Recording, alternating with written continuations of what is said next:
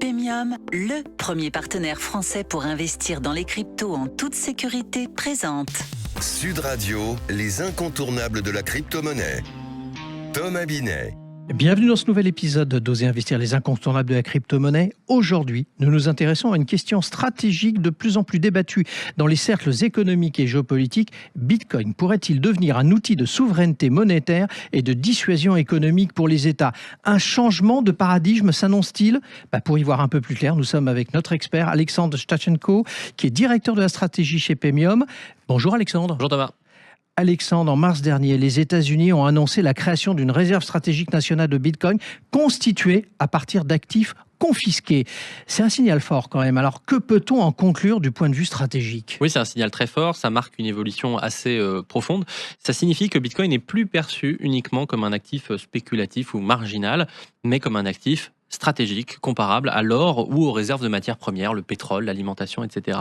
Cette initiative, elle reflète une prise de conscience. Les actifs numériques, et Bitcoin surtout, s'intègrent progressivement au mécanisme de souveraineté économique et deviennent des instruments de puissance qui sont utilisables dans un contexte international où la monnaie joue de plus en plus un rôle politique.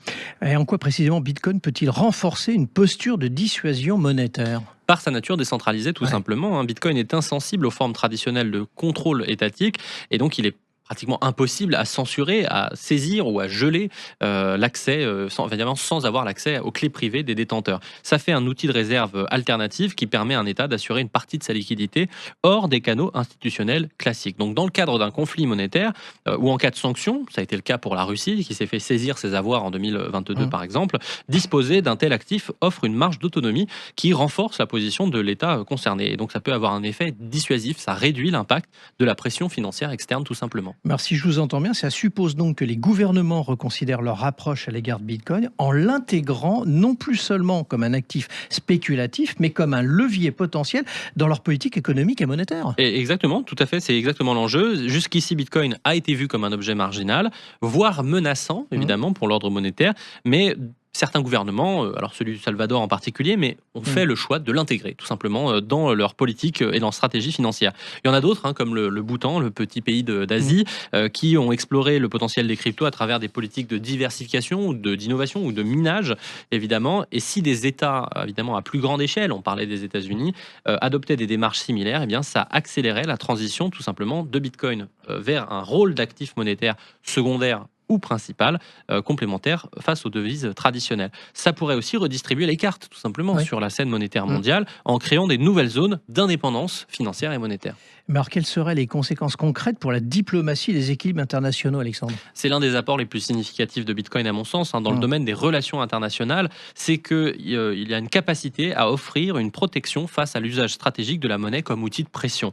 Ce phénomène, qu'on a parfois qualifié d'arme monétaire, il a trouvé une illustration claire, y compris pour la France. Dans des cas récents, on pense à l'affaire Alstom, on pense à des cas comme l'amende de 9 milliards de dollars, amende record infligée à BNP Paribas en 2014. Tout ça sont des exemples évidemment notables.